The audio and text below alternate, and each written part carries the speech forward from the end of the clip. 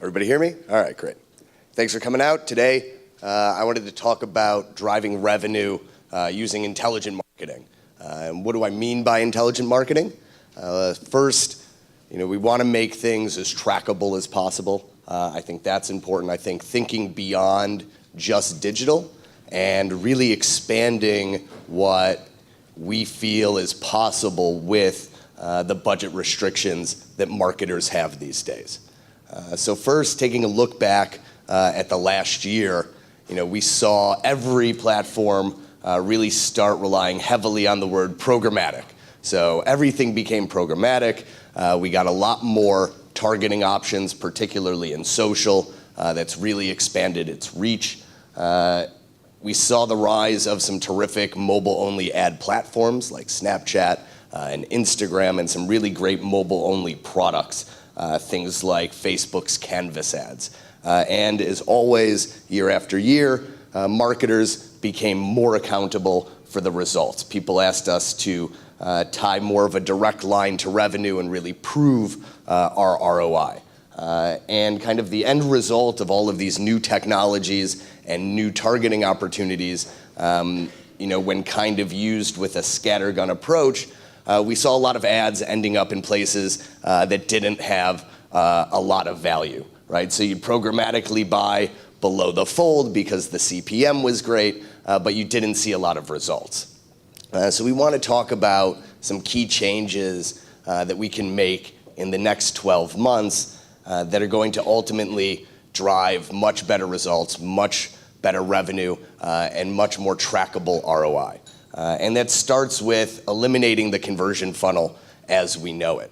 And that moves into expanding our media mix and really understanding that there's not a whole lot of channels that marketers these days can't take advantage of.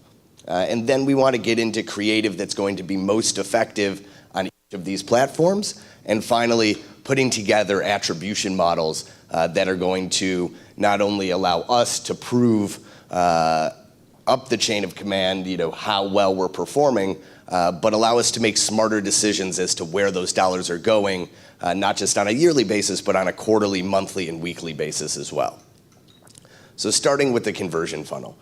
Users are getting a lot more intelligent as we all become more immersed in technology, and we really need to respect that, right? So this is not a conversion funnel that accurately represents the buyer's journey anymore. Decisions are really happening more in real time. Users are discovering our brands, our products, our services much more organically than they used to, through social channels, through self-discovery. And what we need to acknowledge is that their behavior digitally and offline really indicates intent, and that we can target it, and taking advantage of that is going to be a huge win for us in the coming year. And if we use agile messaging, which means not the same ad over and over again, that reach and impressions model, but actually react to users' behaviors and users' demographics, that we can see conversions increase by up to 60%. So this is a good representation of what a buyer journey looks like today. It's a loop. It requires constant feedback. Users might find out about your brand via social. They're then going to do research on their own, without the aid of advertising or marketing. They're then going to look to peers for their influence and their results. And if they do decide to make a purchase, it doesn't end there, right? It's about bringing continued value to users. If somebody signs up for a platform or a service, there's no reason not to continue to market to them, to offer them new ways to use it, or complementary products, things of that nature, to continually drive the user life cycle and the user buyer value. Next, I want to talk about expanding the media plan, right? So, in 2014, I think everybody did some form of desktop advertising. That was great. It worked really well then. Then we moved into mobile, and some of the more advanced marketers got into digital TV products in 2015. Then in 2016, hopefully everybody started layering on targeted display offerings, the main social platforms. And then we want to get into the 2017 media mix, which really gives us an ability to buy every platform, every type of product, and make them all work together. And that, I think, is really the key to intelligent marketing in 2017, is making these ad units and these platforms work together so that users get a sense of ubiquity for our brands. And some of the very cool things that you can do now, right, is any brand, really with almost any budget, has the ability to programmatically buy things like primetime television or even digital out of home. So there's not a single brand in here, I think, that doesn't have the budget to purchase a 30-second spot on NBC's The Blacklist and reach its targeted users, right? Whether that's executives and you need to target households with incomes over $500,000, or if you're marketing to millennials and you want to target people with a certain behavior model online or offline.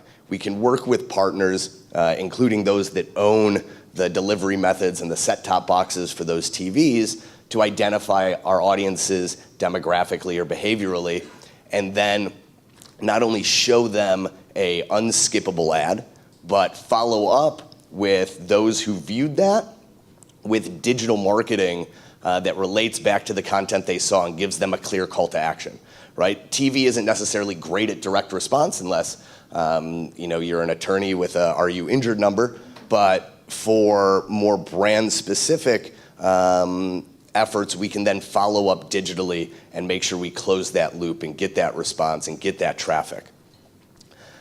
One of the nice things is that because everything is programmatic now, competition is incredibly high and rates are incredibly low. Most media right now, especially digitally, whether that's digital TV, digital out of home, or display, is incredibly underpriced. And now's the time to really leverage that and leverage that competition as the marketplace kind of defines its space and its leaders in order to get the most for our marketing dollars.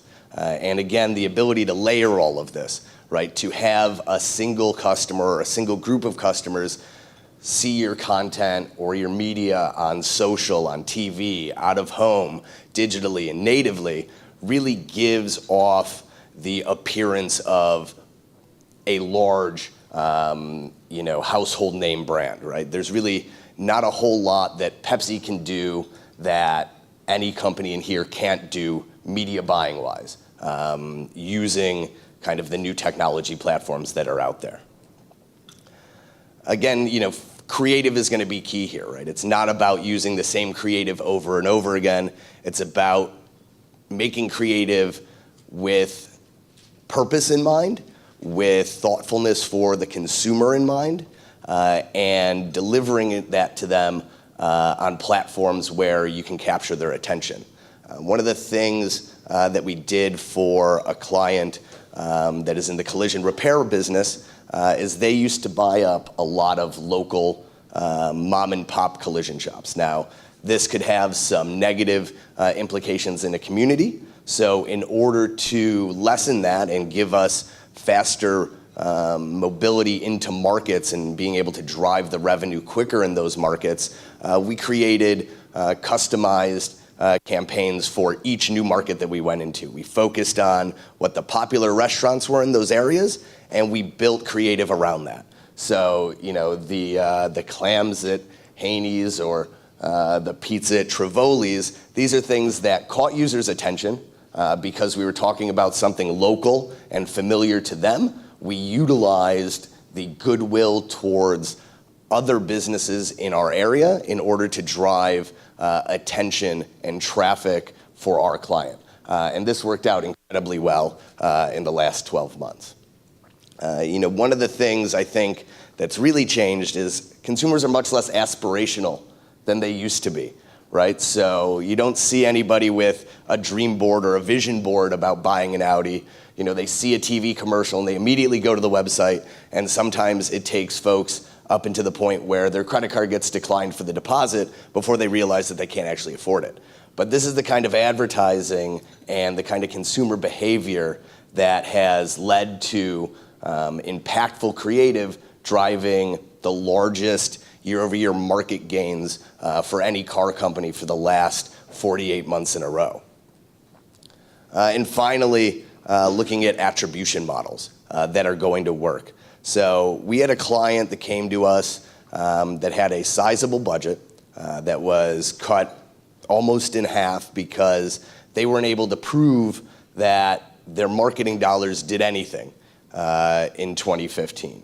They spent a lot of money and they basically had no tangible results to show it. So what we did was take a lot of the technology platforms that we work with, some of the technologies that other folks will be talking to you about today, and we're able to turn $0 in attribution into over $50 million in attribution.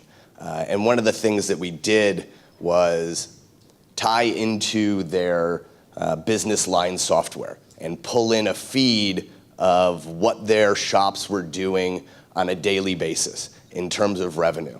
That gave us the ability to target locations and areas that might have been struggling and overinvest in them and move dollars from areas that were performing well organically and put those into areas that could really use the additional investment.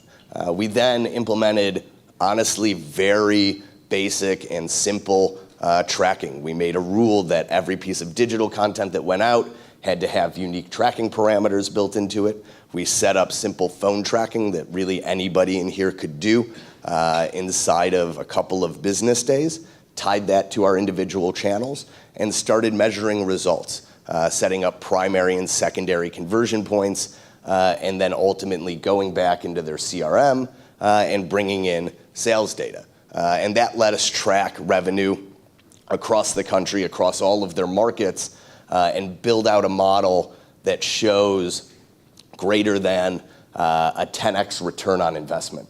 So if anybody in this room has ever had a problem with attribution modeling, the technologies that are out there today, the API integrations that exist today really are game changers in terms of how easy it is to build attribution models that get us more advertising dollars and let us prove how effective those advertising dollars are to our organizations as a whole.